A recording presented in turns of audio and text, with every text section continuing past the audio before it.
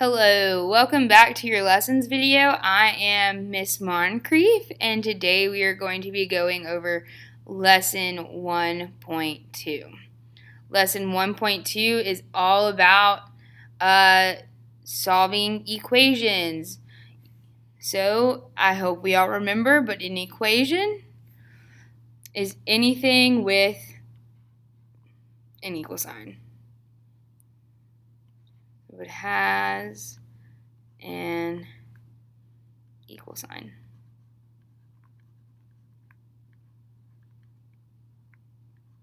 So since it has an equal sign, me and your other teachers will often refer to each side as either the left or the right side. The left or the right side. And our biggest goal is to always move everything to one side so that a variable will be left by itself. Alright, so in this section right here, we have a list of 4 steps. The first 3 steps can really be used as called clearing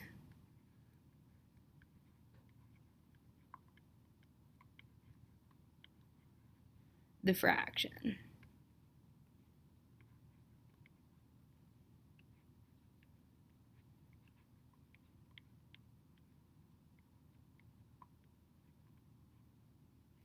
So clearing the fraction really just talks about getting the denominator out of the bottom.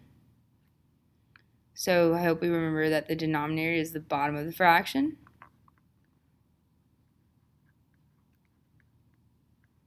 And then going on to doing our inverse operations of everything else.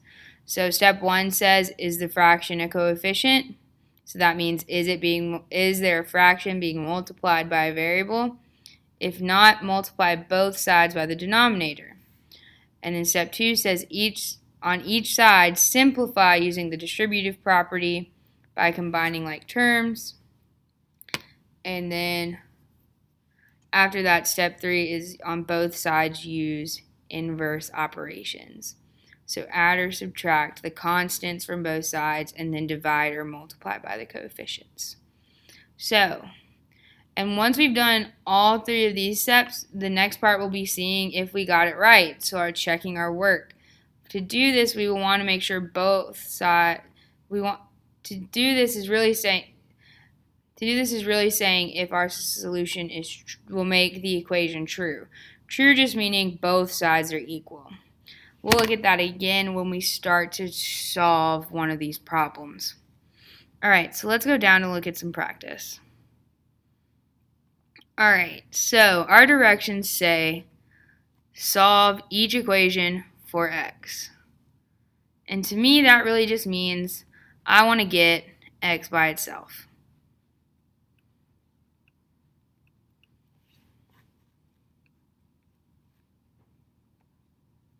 By itself.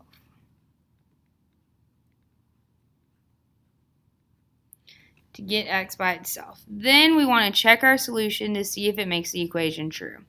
So let's look at A.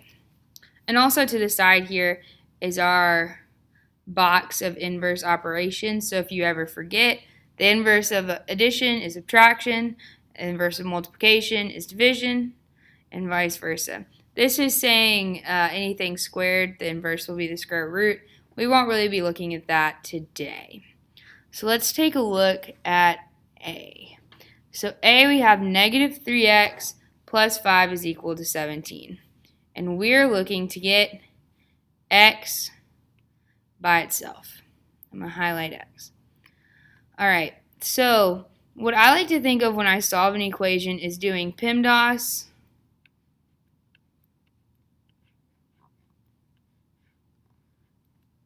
backwards. Doing PEMDAS backwards.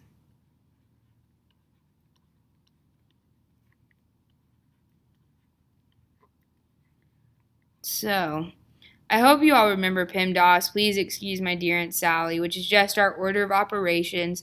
So originally, when we're trying to solve an expression, we'd see if there were any parentheses or grouping, and then do the exponents, then multiplication or division, then addition or subtraction. In this case, we're just going to go straight backwards and looking at looking at what is in relation to x. So let's start. Do we have any subtraction in relation to x? No. We're multiplying x by -3 and adding 5 to that. Do we have any addition happening to x? Yes, we are adding 5. So in order to get rid of addition, what we'll want to do is subtract. So whatever we do to one side, because we want to get x alone, so we're going to start by subtracting 5 from both sides. Whatever you do to one side, you got to do to the other. So really, 5 minus 5 is going to cancel out. And then what is 17 minus 5? That is 12. So we'll bring that down, and we're going to be left with -3x is equal to 12. Now, we've looked at addition. Do we have any addition? Not addition. Do we have any division happening to x now at the step we're at? No, so we'll skip it. Do we have any multiplication? Yes, we're multiplying by -3. So in order to get rid of that -3, we're going to divide by -3 on both sides, because division is the inverse of multiplication. So -3 divided by -3 is going to cancel out. And then we're going to divide 12 by -3, which is going to get us -4. So x is equal to -4. All right, so now my last question, is x by itself? Well, yeah, so since x is by itself, we're technically done. But what we want to do first is, before we move on to the next one, is check it. We want to see if it is true. We want to see if it'll make both sides true. So what we're going to do is plug in our -4 in for x. So we have -3 times -4 plus 5 is equal to 17. So now we're back to the old, just normal order of operations. So what is -3 times -4? Well, that's 12. So we have 12 plus 5 is equal to 17. All right, what is 12 plus 5? Well, you guessed it, that's 17. And so is 17 equal to 17? Absolutely. So since we have it since it's equal to both sides, that means the statement is in fact true. So it gets our green check mark of approval. All right, now let's look at B. Oh, so that means x minus 4 is our answer. Sorry about that. All right, but now let's look at B. So B is different because now our x is on the right side instead of the left. We can still do it though. We're just going to look at what operations are happening in relation to that x and move it to the left side. Did I say it wasn't? We're just going to move everything to the left side so that x will be on the right by itself. So let's start. Do we have any subtraction or addition happening to x? I kind of like to lump addition and subtraction, multiplication and division together. So let's talk about it. Do we have any addition and subtraction happening to x? We have 7 multiplied by x, and then we also have this -8. Now, it looks like we're adding the 7x to a -8, but we can also think of it as subtracting 8 from that 7x. So if we are subtracting 8, how do we get rid of subtraction? We add it. So we're going to add 8 to both sides.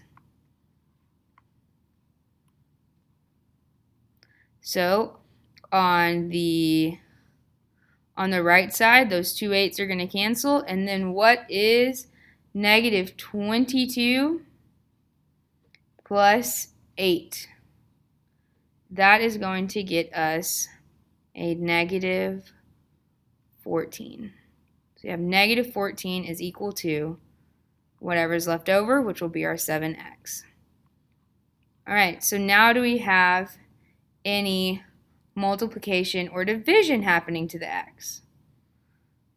Now do we have any multiplication or division happening to the x? Well, yeah, we have this multiplied by 7. So again, how do we get rid of multiplication? You guessed it, we divide. So we're going to divide both sides by 7. So on the right, these two 7s will cancel out. And then we'll have negative 14 divided by 7, which will get us negative 2. So negative 2 is equal to x. So again, I want to make sure my statement, I want to make sure I'm right, so I'm going to plug in this negative 2 and see if I'm right. So we have negative 22 is equal to negative 8 plus 7 times negative 2. All right, my usual order of operations. Don't have parentheses, don't have exponents. I do have multiplication and division. So what's 7 times negative 2? Negative 14. So I have negative 8 minus 14 is equal to negative 22.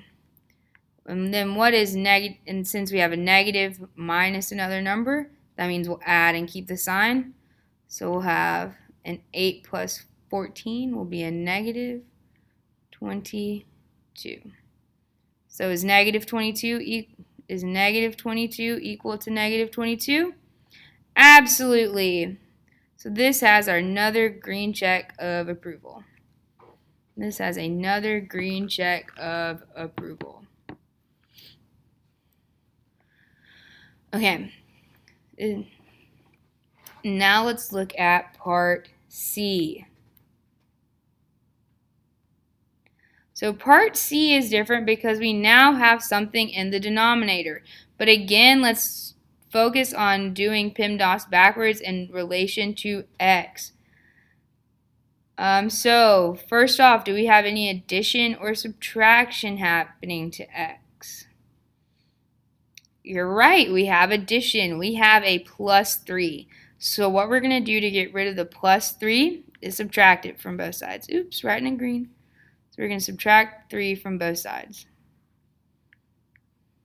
So this cancels the 3's out on the left side. And then what is negative 8 minus 3?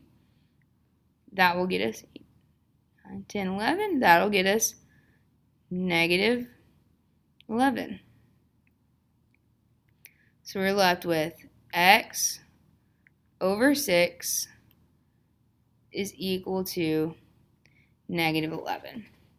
All right, so this kind of brings us back to our box in the top of clearing the fraction. Is the fraction a coefficient? No, it's not a coefficient and we're dividing.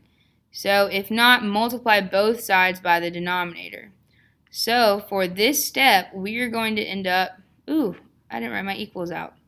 So for this step, we are going to end up multiplying both sides by 6.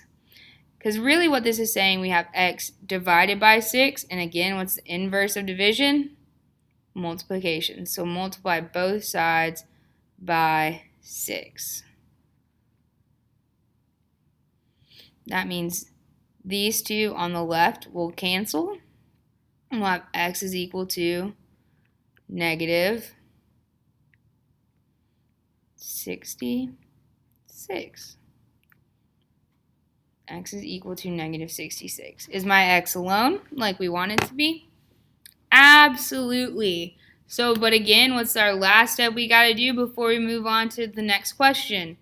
We got to make sure it's right. So we got to plug in negative 66 for x. So we'll have negative 66 over 6 plus 3 is equal to negative 8. So first of all, let's start with my division. What is negative 66 divided by 6? It is negative 11, so we're left with negative 11 plus 3 is equal to negative 8. And then what is negative 11 plus 3? Well, that's really just a subtract. So we're going to subtract and take the larger sign. So that should get us negative 8 is equal to negative 8.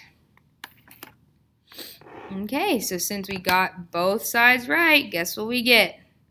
Our green check of approval. Our green check of approval. It's 3.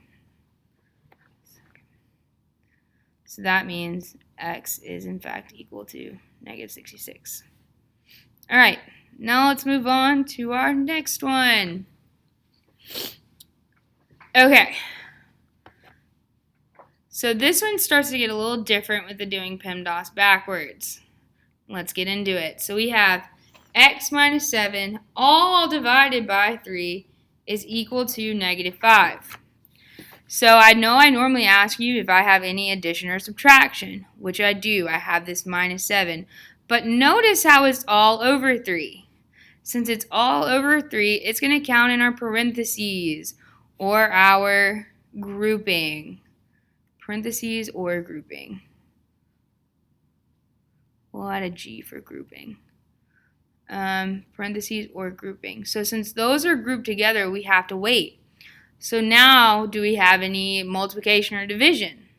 Yeah, we're dividing that by 3. So how are we going to get rid of that dividing by 3? What's the inverse of division? You guessed it, multiplication. So we are going to multiply both sides by 3. So on the left, our 3's will end up canceling out.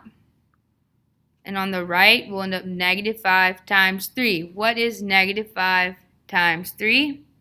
It is 15. So we will bring down our grouping. So x minus 7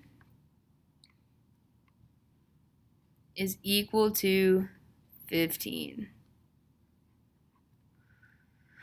So now we don't have any more grouping, or now our grouping's kind of gone. So do we have any addition or subtraction with it?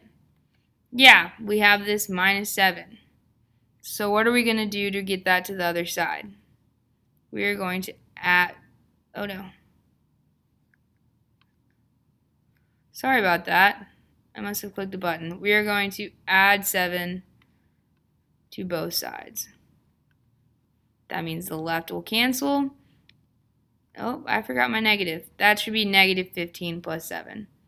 All right, and so what is negative 15 plus 7? That is going to get us negative 8. So our solution should be negative 8. But what do we want to do before we go any further? We want to check it. So let's plug in negative 8 to our equations. We have negative 8 minus 7 all divided by 3 is equal to negative 5.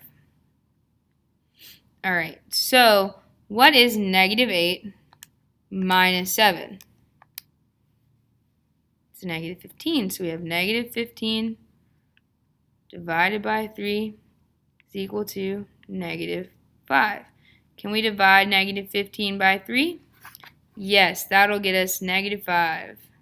So we have negative 5 is equal to negative 5. So, do those match up? Absolutely. So it gets our green check. All right. Now let's move on to E. Let's highlight my x again. So this time, it's a little more obvious. My x is on the inside of parentheses. So if it's on the inside of a parentheses or inside of a grouping, we want to get rid of everything that's on the outside of it first. So on the outside, what are we doing? We're multiplying by negative 2. So in order to get rid of this multiplying by negative 2, what do we got to do? What's the opposite or the inverse of multiplication? We're going to divide. We are going to divide both sides by negative 2. We are going to divide both sides by negative 2. So on the left, these two negative 2's will cancel out. And then on the right, we'll have 8 divided by negative 2, which is going to get me negative 4. And then we'll just bring down what was in our parentheses. So x minus 5. So now we don't have the parentheses or grouping anymore, and we are just left with x minus 5 is equal to negative 4. So from here, we just need to do the inverse of what's happening to x. What are we doing? We're subtracting 5. So what's the inverse of subtracting 5? You guessed it, adding 5. So we are going to add 5 to both sides. So on this side, the negative 5 and the positive 5 cancel. And then negative 4 plus 5 gets me 1.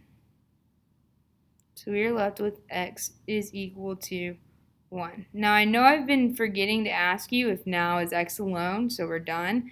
But remember, once x is by itself, we're kind of done solving the equation. Now all we got to do is check it. And remember, how do we check it? We plug it in. So we now have negative 2 times 1 minus 5 is equal to 8. So remember our PEMDAS, our please excuse my dear Aunt Sally. We need to do what's in the parentheses first. So what is 1 minus 5? That is negative 4. So we have negative 2 times negative 4 is equal to 8. And hopefully we remember our multiplication rules. What's a negative times a negative? A positive. And so what's 2 times 4? 8. So we are left with so we have negative 2 times negative 4. We are left with a positive 8. And does positive 8 equal positive 8? Absolutely. So it gets our green check mark. Sorry, I pressed the button again. All right, and so now we need to look at our final example before we go to the book. All right, let's find where x is again. So this time x is on my left side, and it is just over a 7. It is just over a 7. So what is the only operation that is happening to x? Division. So how do we get rid of division? We multiply. So we are going to multiply both sides by 7. We are going to multiply both sides by 7. Sorry, let me maybe put that in a different color so you can see it. Multiply both sides by 7. So that means that 7's on the left side will cancel out, but now we got to figure out how to multiply this negative 6 over 3 by 7. Well, remember, any whole number like 7 is really just that number over 1. So now we have a fraction multiplied by a fraction. So to do a fraction multiplied by a fraction, we'll just multiply across. So we will have x is equal to, because we'll just bring it down, what is negative 6 times 7?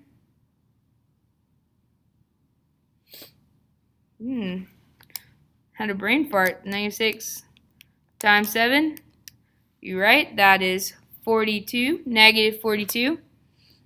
And then what is 3 times 1? You're right. That is just 3. So can we simplify negative 42 and 3? Yes, we can just divide negative 42 by 3. And that'll get us x is equal to negative 14. All right, let's definitely take a look at checking this one because it's going to be a little different. So we have x is equal to negative 14. So let's put this in. So we have negative 14 over 7 is equal to negative 6 over 3. Now, can we simplify negative 14 over 7? Yes. Negative 14 over 7 is really just negative 2. Can we simplify negative 6 over 3? Yeah, it's also just negative 2. So is negative 2 equal to negative 2? Yes. So it does get our green check mark of approval. Now I bet some of you are wondering, since we simplified this here, Could we have done that in the beginning? Yes, but I also wanted to take this time and to help us remember how to multiply fractions. All right. So now that we've done all of the examples on the resource page to kind of give us a more, to kind of ease us into the book, let's go ahead and head to the book. Now, before we get into the book, I want to make sure you guys remember how to log onto the book. So go to your favorite web browser. Mine is Firefox. Oops, you're not supposed to see this page yet. All right, we're going to start by going to Clever. That is where you all will log in. All right, the top of the page should look, see if I can get up there. All right, this should be what the top of your page looks like. You might not see all of this, but it should look somewhat similar to this, and I think it should have you in my class. And then you guys will scroll down. In order to get to the book, you need to click this button right here. Now, I can't click that button. It'll take me somewhere else. That is just completely wrong. Well, it won't take me somewhere else that's wrong. It'll take me somewhere that won't work as well for me. So I'm going to go ahead and pull up what it'll look like when you finally get into your book. So it'll start off with having the browse. I don't know that it says classes for you guys and data here, but this classes part where I have classes, it'll show up all of your assignments, all right? And then I don't know what it'll show here. I've forgotten. But right here, the important part, it'll show your assignments. And then just to get into your math textbook, you will click it. Okay, so right now you are looking at the teacher. Right now you are looking at the teacher edition. So that is a little different than what yours will look like. What you'll want to do when you get there is click on the interactive student edition, and that will take you to your interactive textbook. Now, I've had mine trying to load for a few hours now. Yours should load faster, but mine's not loading right now, so I'm going to take you to do it the way I will do it, the way I would get to it as a teacher. So just bear with me. It's a little longer of a process. All right, and remember, we are going on lesson 1-2, so if you want to open that in your textbook will be page 11. We'll be starting with example 1. And then in your student companion, which you definitely should have out by now, you will probably want to start, it starts on page 5. But you won't really write anything until page 2. So let's go ahead and go to that example 1, solving linear equations, and our try it, which is what you will do. Okay, so this looks almost exactly like what we just did. Give me 1 second. I need to bring back my pen. Okay.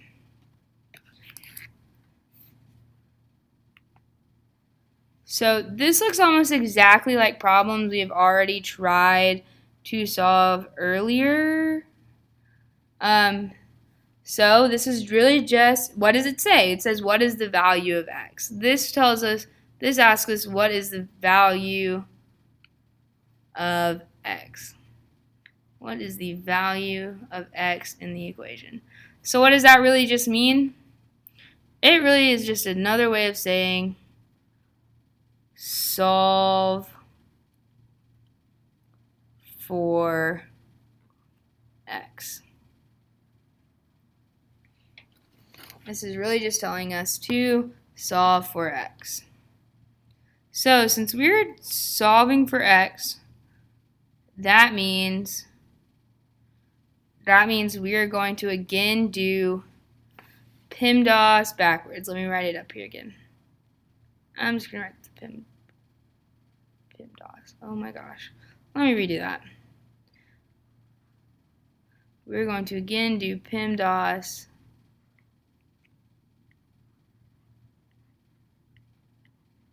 backwards.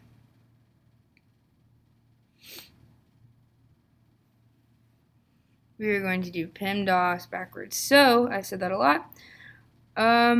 Let's look where x is. So we have 2 times x plus 4, all divided by 3 minus 8 is equal to 32. So, again, we're looking at what is in relation to x. We're looking at what is in relation to x.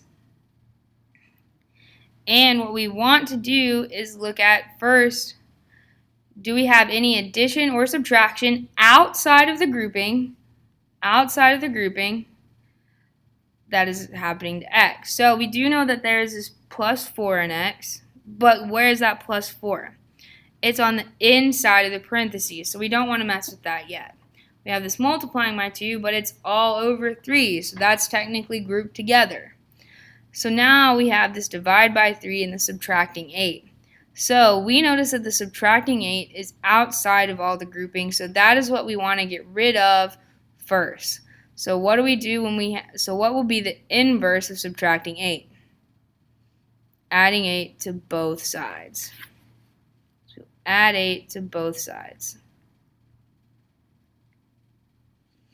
All right, so what is 32 plus 8? That is 40.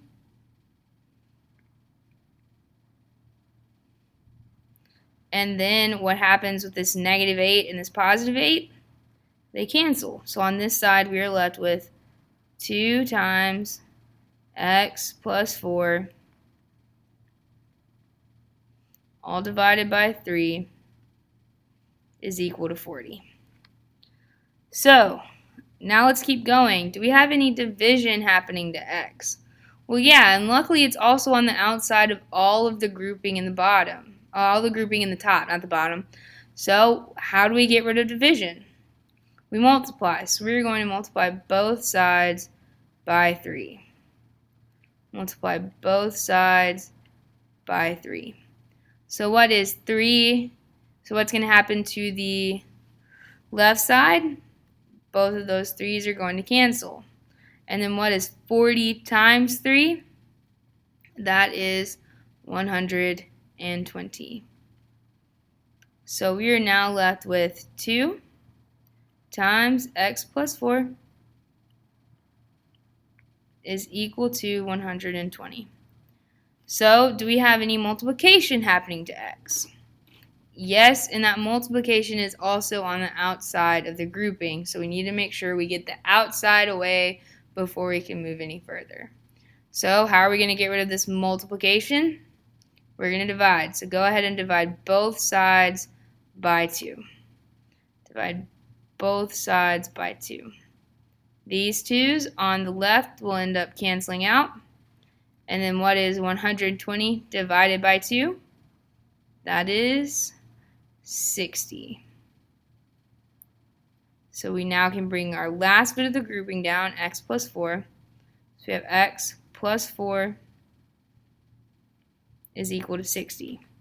So now most of the grouping has gone away, and we're just left with x plus 4. So what are we going to do to get rid of this plus 4? What's the inverse of adding 4? Subtracting 4. So we're going to subtract 4 from both sides. The 4 is on the left cancel, and we are left with x is equal to 56, because 60 minus 4 is 56. Yes. So that is actually just one way of doing this problem. If you had been following along in your book, you might have noticed that it shows you 2 methods, and I'm actually going to pull both of those up for you and briefly discuss them. So I hope you've gotten all of that written down because I'm about to clear it. All right, let's look at the solution that the book gave us. So solution. And if you're on your interactive textbook, I do believe you would just click next. Okay, let's get rid of all of this. So we have method 1 and method 2. So method 1 starts out by saying starts out by just completely wanting to get rid of the denominator. So what it did that it didn't really show you is it multiplied everything by 3. So when you multiply everything by 3, you'll have to distribute this 3 in here. Ooh, forgot my 3 over here. So that means the 3 would cancel out here, but we'd still have to have negative 8 times 3, which would get us this negative 24. And then it distributed the 2 in this next step and went on to solve it like normal inverse operations. So, but then in method 2, it did like we did earlier. Method 2 is what I showed you. We started by adding the 8 to both sides, then multiplying by the 3 in the bottom, and dividing by the 2, and then subtracting the 4 to get 56. Neither option is, say, better or worse. It's just whichever one you feel more comfortable with. So if you feel more comfortable doing method 1 where you distribute the 3, go for it. But if you like what I showed you at first, then stick with that. For the remainder of my video, I will be showing you the way that I did it originally. So everyone go ahead and turn into your student companion to page 6, and we're going to look at the try it number 1. We are going to look at the try it number 1. Okay, so the try it number 1 is nearly exactly like how we just did example number 1. The only difference is that my 4 is in the front instead of behind all my grouping. So again, if it's like that and I want to do it method 2 way, and those of you who maybe didn't like method 2 or the method that I did, this gives you a perfect opportunity to try and do it your way and see if both of us get the same answer at the end. So let's see, we have 4 plus 3x minus 1 over 2 is equal to 9. So for reference, I'm going to write out my PEMDAS again because I want to do it backwards. All right, so we have x. Let's find x. Okay, will it not let me highlight my own things? Ah, there we go. I wasn't in highlight, that's why. Okay, so I have x.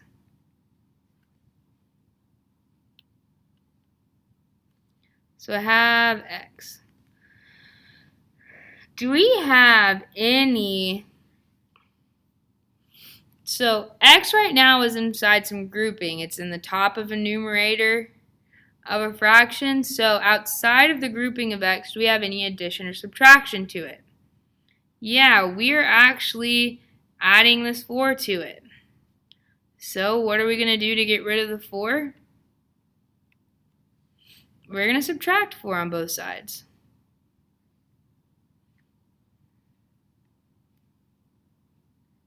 So the 4's on the left will end up canceling out. And then what is 9 minus 4? That would be 5. So we are left with 3x, because we haven't touched the 3x, minus 1, haven't touched any of that, all over 2 is equal to 5. So now we have this. All right, and we still have that this x is inside some grouping, so I need to get rid of the outside of the grouping first. And what's the thing on the most outside of the grouping? Well, that's the dividing by 2. How do we get rid of division? That's right, we multiply. So go ahead and multiply both sides by 2. On the left, they will cancel, and we are left with 3x minus 1 is equal to 10. We are left with 3x minus 1 is equal to 10, because what is 5 times 2? 10. All right, most of our grouping is gone, and we can go back to the beginning of PEMDAS, or the end of PEMDAS to work backwards. So do we have any subtraction to x? Yeah, we have this minus 1. What is the inverse operation of subtraction? Addition. So we're going to add 1 to both sides. So we have 3x is equal on the left, because we're just left with 3x on the left because they cancel. And then we have 10 plus 1, which will get me 11. Which will get me 11. All right, so now what do we have to do in order to get this x alone? We need to divide both sides by 3. Divide both sides by 3. On the left, they will cancel. And there really isn't a great way to write 11 over 3 any simpler than it is. So really, x is equal to 11 over 3. X is equal to 11 over 3. Now let's see if we got it right. And here, doesn't really tell us away, but let's go ahead and check it. And look at that. It says x is equal to 11 over 3. And I know in the last two examples I didn't make us go through and plug in our x to check it, but please remember that that is always a way to do it. That is always a way to do it. So now let's go and look at example 2. Let's go and look at example 2. If you are following along in your book, example 2 is going to be on page 12. If you are following along in your book, example 2 is going to be on page 12. Okay, take a deep breath before we start if you want, but let's keep going. So example 2 says the sum of 3 consecutive integers is 1, 3, 2, and we want to know what the 3 integers are. So before we even really get started, we might want to talk about what the word consecutive means. So consecutive really just means one after the other. One after the other. So an example of consecutive numbers would be like 8, 9, and 10, because it goes in order, 8, 9, and 10. If you wanted to think of it in a form of letters, it could be like A, B, and C. So, but we know that when we add the, let's wait to get there. So the best way to start this off is to just list out how many numbers we have. So it says we have 3 numbers, right? I don't know why that highlighted in black, but it says we have 3 numbers. So we know that our first number, let's go ahead and say our first number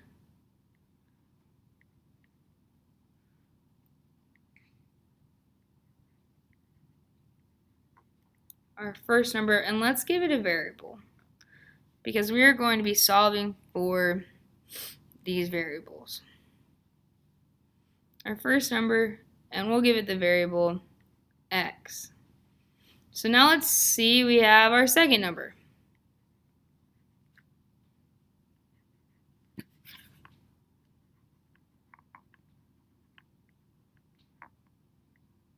So how do we get from our first number to our second number? So like in this, how do we get from 8 to 9? We just add 1. We just add 1. So if we want to go from our first number to our second number, we can use the variable we used, x, and just add 1. So our second number can really be x plus 1. And now we have our third number.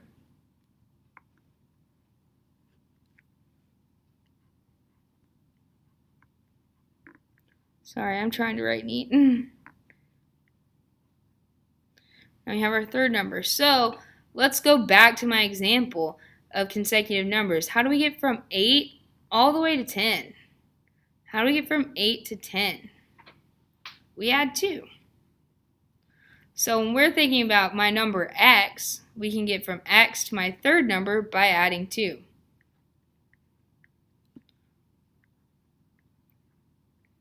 We have x plus 2. So that's one way to start setting up these expressions for each number. So thinking again, we know that the sum of these three numbers is what? 132. So we know that when we add the first, second, and third number, we will get 132. So really what we can do is we can add the x plus 1, and the x plus 2. So we have x plus x plus 1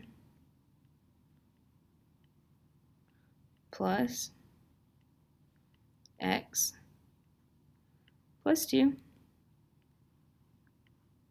is equal to 132. It's equal to 132. So in order to combine like terms, we can drop these parentheses because there's nothing on the outside of them.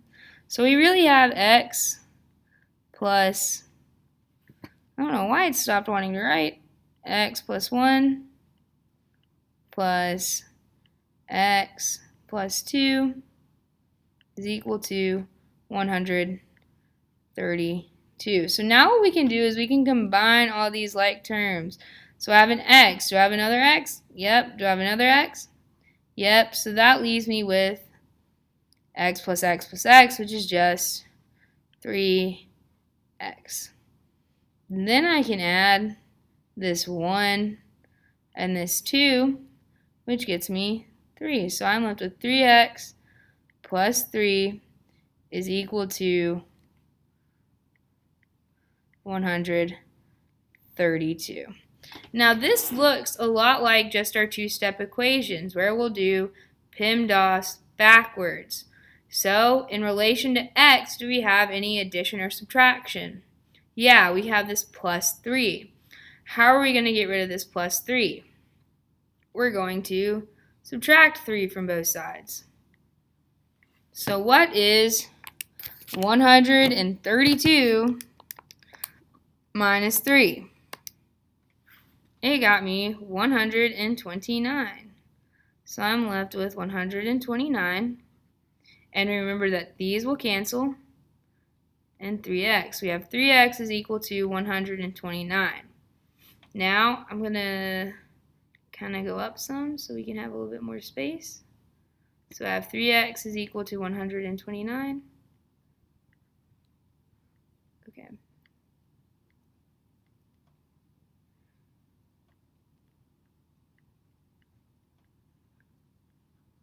So now do I have any multiplication or division with x?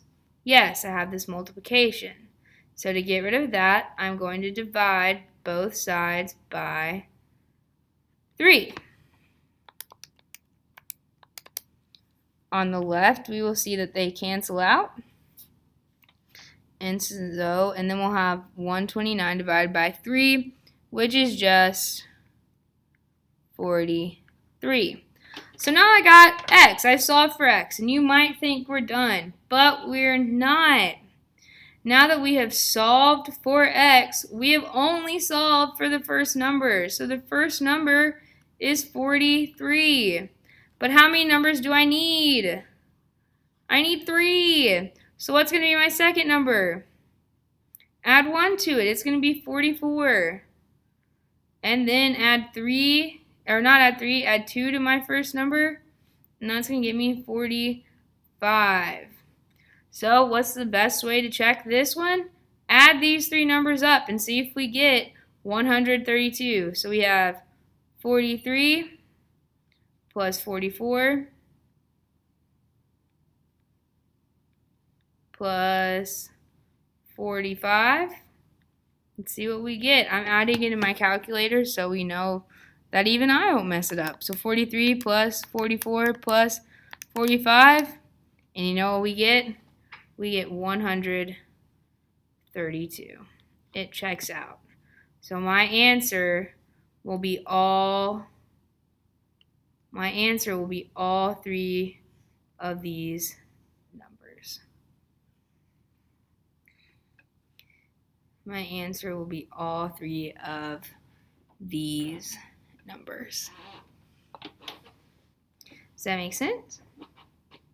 Well, you can't answer me, but feel free to ask questions later.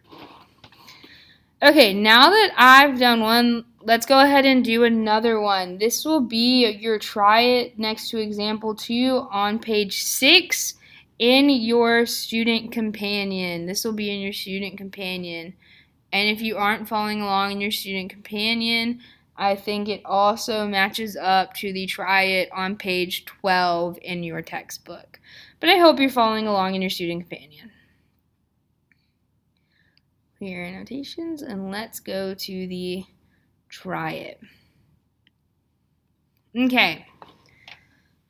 So the try it says again, the sum of 3 consecutive, one after the other,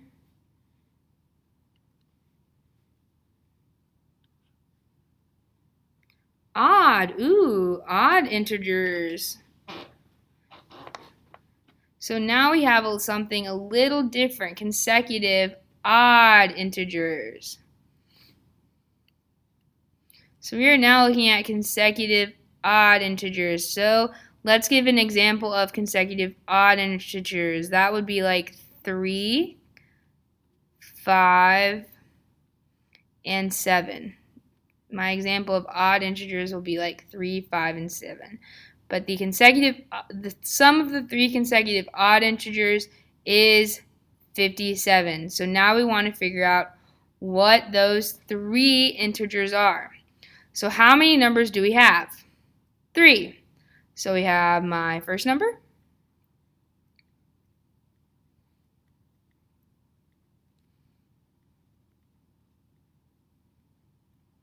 and let's just give it a variable again. We'll give it that variable of x again, because we don't know what any of these integers are, so we'll give it a variable to signify it is unknown.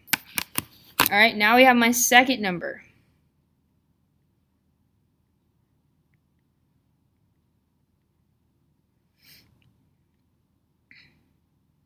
Okay, so my second number, now because this is consecutive odd, well, if you're thinking back to the first one we just did, where it was just consecutive numbers, you probably immediately thought, let's just add 1 to it. Well, this is different because now we're looking at consecutive odd integers. So let's check our example. How did we get from 3 to 5? We added 2. So to do a consecutive odd integer, we will do x, because we always want to start from my first number, x plus, we'll try to add some color, x plus 2, because we are moving 2 spaces. Now let's think of my third number in relation to the first number. So third number. We still want to use x because we want to use the same variable. But how did we get from the first number of, back in my example, of 3 all the way to 7? How did we get from 3 to 7? Well, what is 3 minus 7? We added 4. So we added 4 this time. So in order to get from my first number to my third number, we are adding 4. So this is the only step that was different from what we originally did. Now that we have something that each of my numbers kind of represents, we're still looking for the sum. So we're still looking at what happens when we add all of these up. So we have, and their sum will equal 57. So we have x plus 2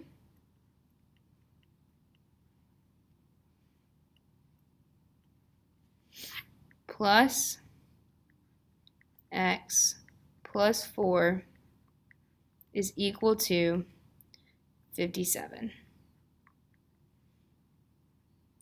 And we can again drop all these parentheses so that way we can better combine like terms. So x plus 2 plus x plus 4 is equal to 57. All right, so now that we've done that, let's combine all our like terms. Let's combine all our x's. So it's x plus x plus x. That is 3. Kind of want to write in black again. X. 3x. All right, now what is 2 plus 4? 2 plus 4 is 6. So we have 3x plus 6 is equal to 57. We are now back to a normal two-step equation. So we're just going to do PEMDAS backwards now. How are we going to get rid of this plus 6? Because it's attached to the x by addition. We're going to subtract it because that's the inverse of addition. So minus 6 on both sides. So we're left with 3x is equal to 51.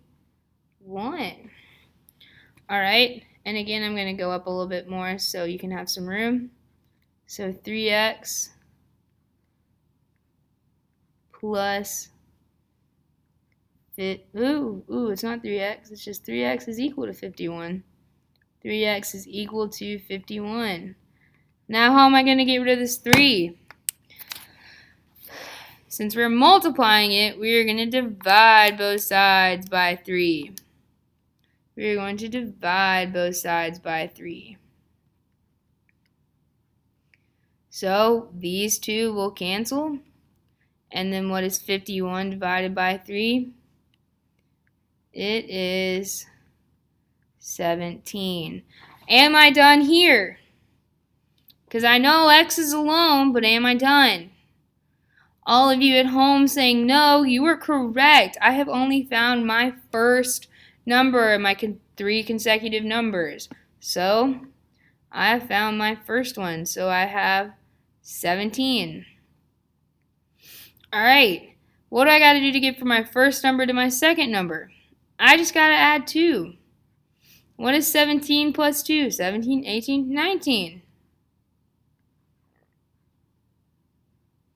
19. All right, and what do I got to do to get from my first number to my third number? Add 4. So what is 17 plus 4? It is 21. It is 21. And again, how can I check this? Just add them up. So we have 17 plus 19 plus 21. And let's see if we get out 57. So what's 17 plus 19? That is 36. We have 36 plus 21 is equal to 57. What is 36 plus 21? Oh my gosh, it is in fact 57. So 57 is equal to 57. So these are my 3 correct numbers. Now, if we just wanted to check to make sure Ms. Moncrief's right, the textbook will check us.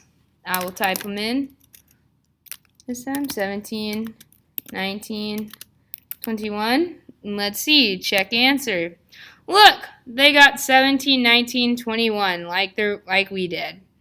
So perfect. We did it correctly.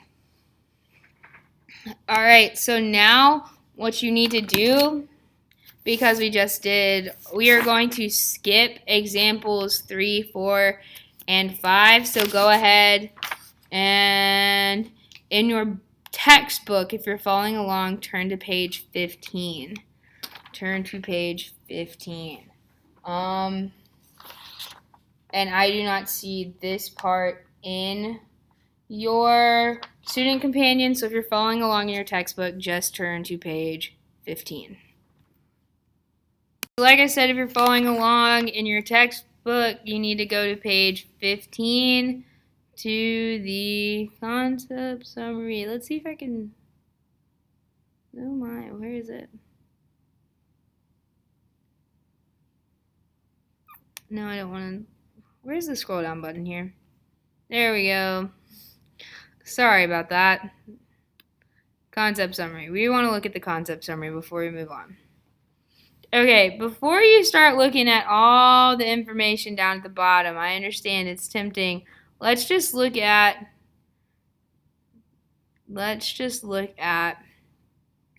this part. So we are going to start using solving equations, but with word problems. And I know word problems are always our favorite. So Kelsey Deer bought some roses and tulips. She bought twice as many tulips as roses. Roses cost $5 each, and tulips cost $2 each. Kelsey spent a total of $36. How many of each kind of flower did Kelsey buy?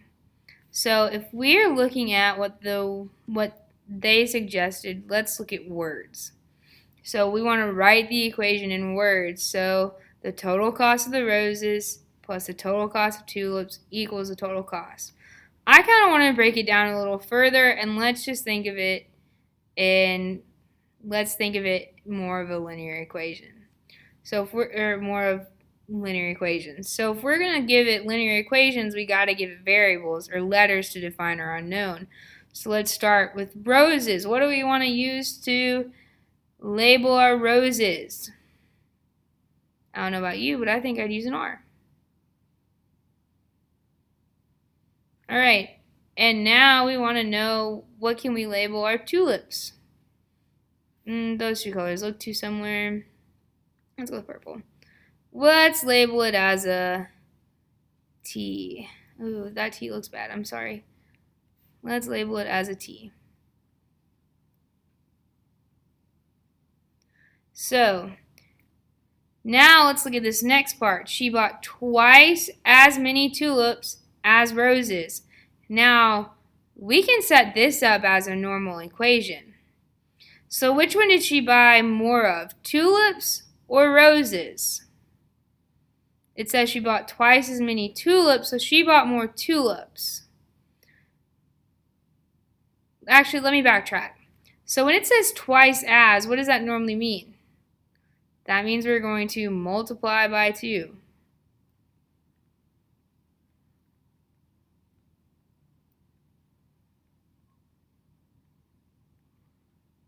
By 2. So since we're multiplying by 2, let's figure out what we're multiplying by 2.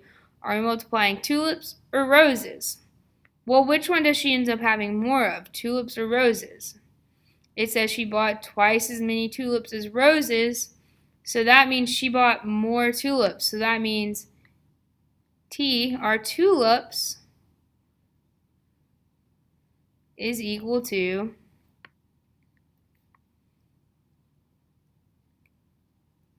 2 times our roses. Let's use those variables we got.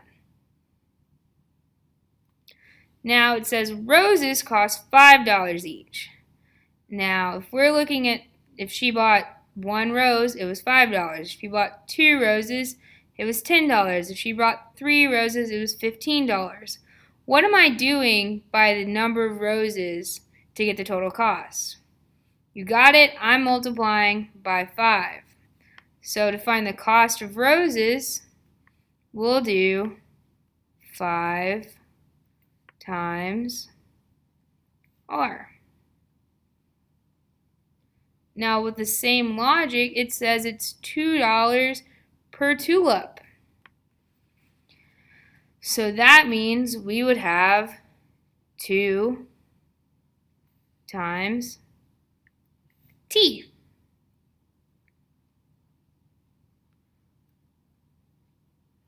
Two times T. And then all together, so the roses plus the tulips, she spent $36. So if we're looking at $36, we're going to need this 5 and this 2 in front of our R and our T. So our big equation for figuring out the total cost will be 5 times R plus 2 times T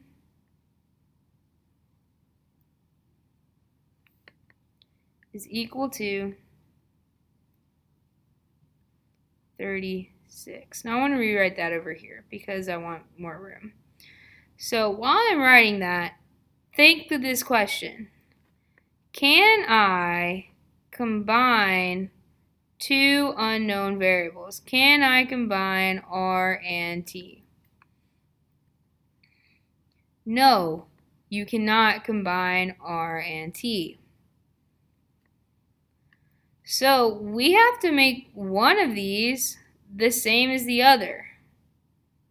We have to make one of these the same as the other.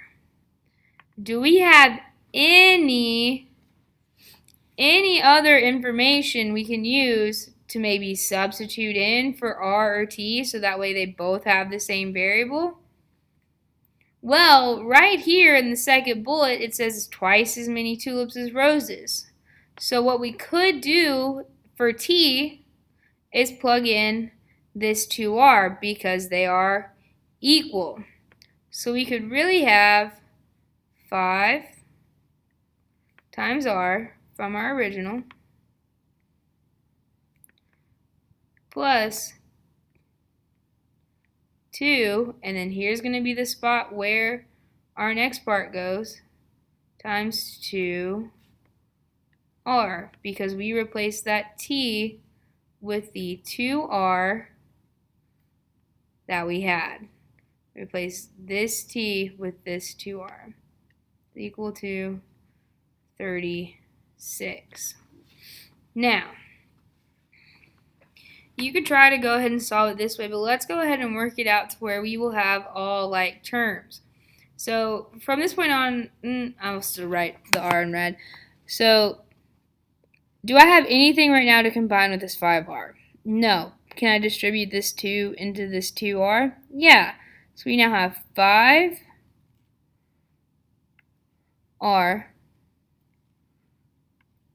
plus, what is 2 times 2? 4.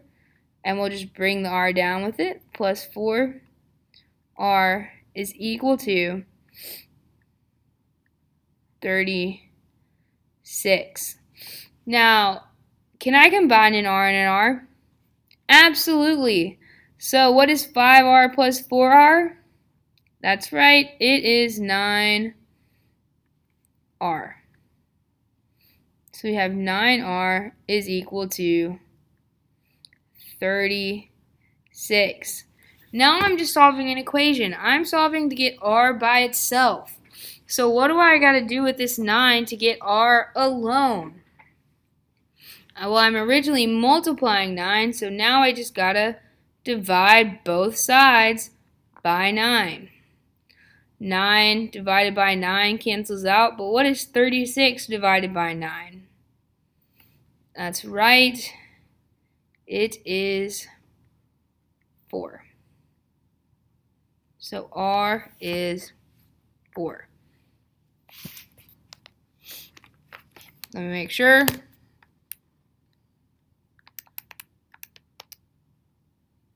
Yes, it is 4. All right, so am I done here? No, because I also want to know how many tulips she bought. So what can I do with this R? This 4. I can plug it all the way back into here and solve for t, or I can plug it into this equation that says t is equal to. Let's do that because I think it'll be easier. So we have t for tulips is equal to 2 times, and what am I plugging in for r? 4, because that's what I got for r. 2 times 4. So what is 2 times 4?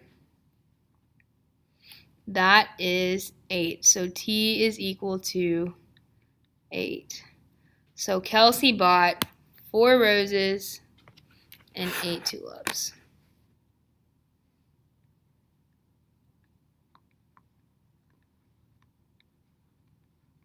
Bought 4 roses and 8 tulips.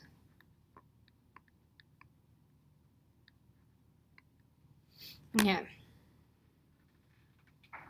So I showed you by thinking out, looking at variables, and the book's going to say the same thing. The book just wants to go ahead and represent, what the book wanted to do first was use words. So the cost of roses plus the cost of tulips, that's what we did here. The 5r plus 2t is equal to the total cost of 36. In order to get the cost of roses, we have the cost of 1 rose times the number of roses. The cost of 1 tulip times the number of tulips equals the total cost. Again, that's the 5r plus 2t is equal to 36. Okay. So now that we've looked at the concept summary, let's go in and check out. Let's go ahead and do a little bit more practice to make sure we are getting it fully. All right, so if you're still following along, you need to go to the do you know how part.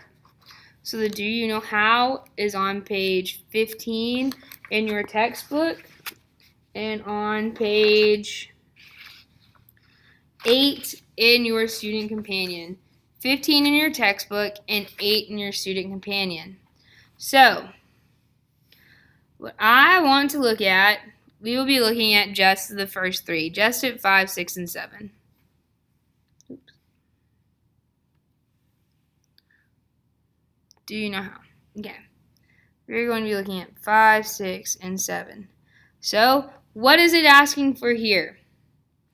It is just asking us to solve the equation. Remember, anytime it said solve the equation, we just want the variable.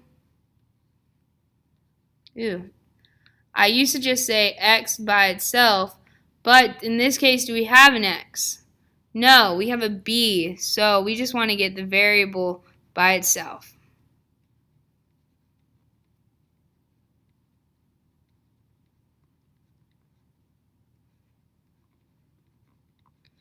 We just want to get the variable alone. So, why did I do that? So, let's go ahead and look at it. We have 4b plus 14 is equal to 22. Now, in order to get the variable alone, we need to do our PEMDAS backwards and our inverse operations. So, thinking about PEMDAS backwards, is there any addition or subtraction being done to the b? Yes, we are adding 14. So in order to move this 14, we need to subtract both sides by 14. So what is 22 minus 14? That'll get us 8. And then the 14 and the 14 minus 14 will cancel on that side. And we are left with 4b is equal to 8. Now, do we have any multiplication or division with our variable b? Yes, we have multiplication of 4. How do we get rid of multiplication? We divide. So go ahead and divide both sides by 4.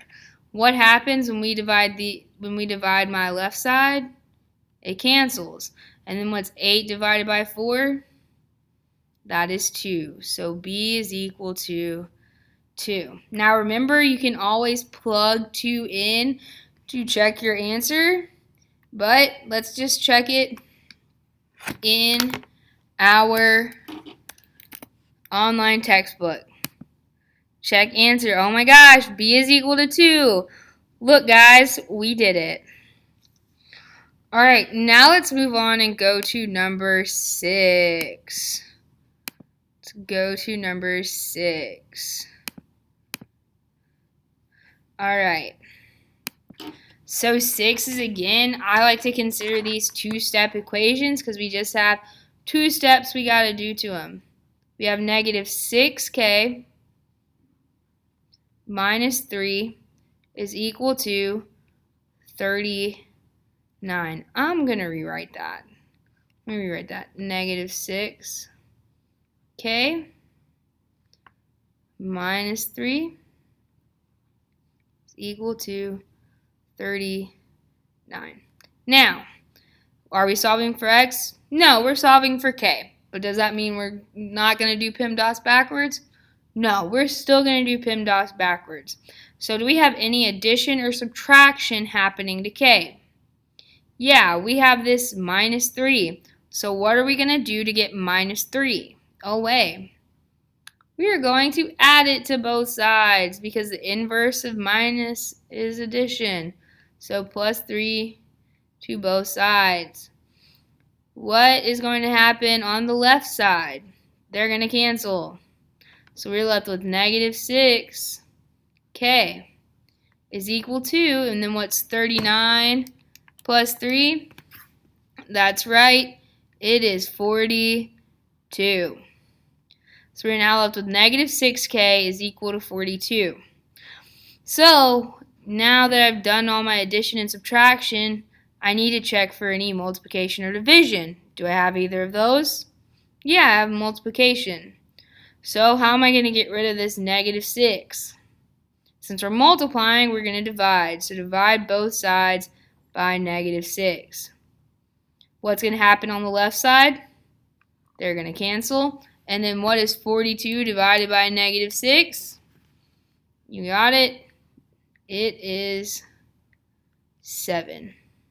So k is equal to 7. And remember, you can check by plugging 7 in for k. But let's just check here for time's sake. Check answer. Now, what did I forget here? What did I forget here? This is an important teachable moment. I forgot my negative. So, remember guys, if we're looking at a positive divided by a negative, if we're looking at a positive divided by a negative, my answer will always be negative. So the correct answer is k is equal to negative 7. Wow, I'm so glad I made that mistake for you guys. Alright, now let's look at our final one, number 7.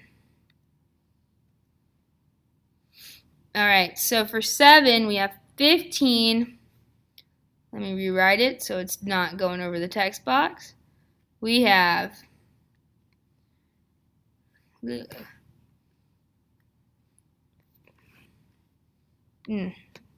not doing too well in this writing right now. 15 minus 2 times 3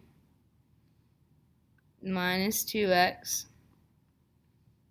is equal to 46.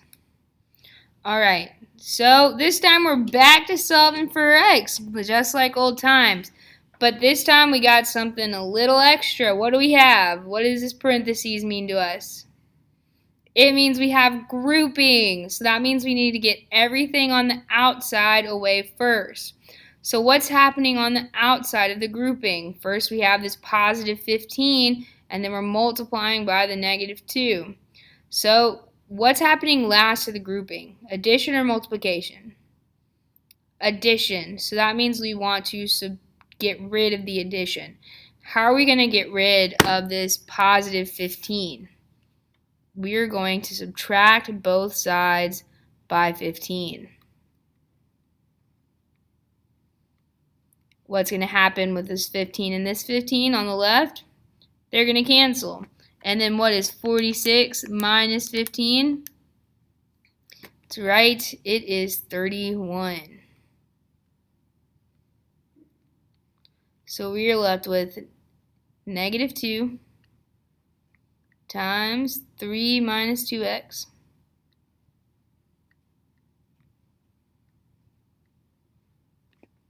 is equal to 31.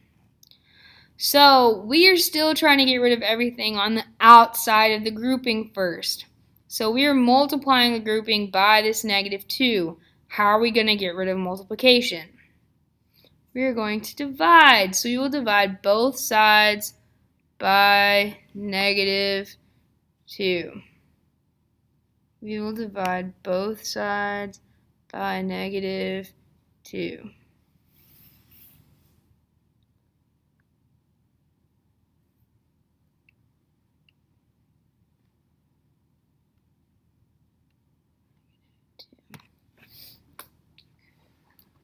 So, what's going to happen on my first side? What's going to happen on my left side?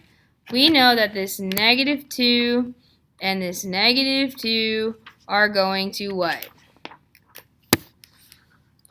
We know that they're going to cancel. Negative 2 and if I could write my lines right. Negative 2 and negative 2 cancel. So now we need to think about the next side. Is 31 an easy number to divide by 2? No, not particularly. Not particularly. So we can just kind of leave it like that until we get ready to actually divide it. Or if it would make you feel more comfortable, we can turn it into a decimal. I think for this sake, I'm just going to turn it into a decimal. So what is 31 divided by negative 2? It will be 15.5. Negative 15.5. Can't forget that negative sign. Negative 15.5. So we have 3 minus 2x is equal to negative 15.5. So now what do I need to do? All the grouping is gone now. So I need to get rid of everything that was on the inside. Was there any addition or subtraction on the inside? Yeah, we had this 3 right here. So what are we going to do to get rid of the 3? We're going to subtract it from both sides because it is a positive 3. What happens on the left? They cancel, so we're left with negative 2x is equal to negative 18.5 because negative 15.5 minus 3 is negative 18.5. Alright, so now what are we going to do with this negative 2x? How are we going to get rid of this negative 2 to keep this x by itself? Since it's multiplication, we are going to divide both sides by negative 2. Divide both sides by negative 2. What happens on the left? They cancel. And now what is negative 18.5 divided by negative 2?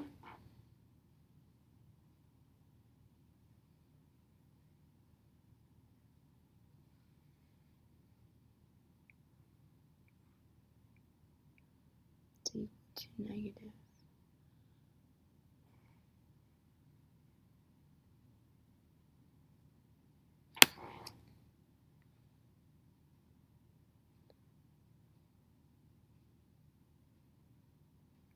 negative 9.25.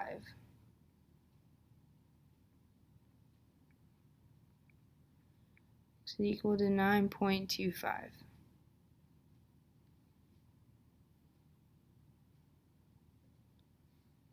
So our answer should be 9.25. Or if we want it as a fraction, if you're using your handy dandy calculator, it could also be the fraction. Or if you kept everything as fraction form and you wanted to check it that way, it should be 37 over 4. You should have gotten 9.25 or 37 over 4. I think the book has it in as 37 over 4, so let's check that out.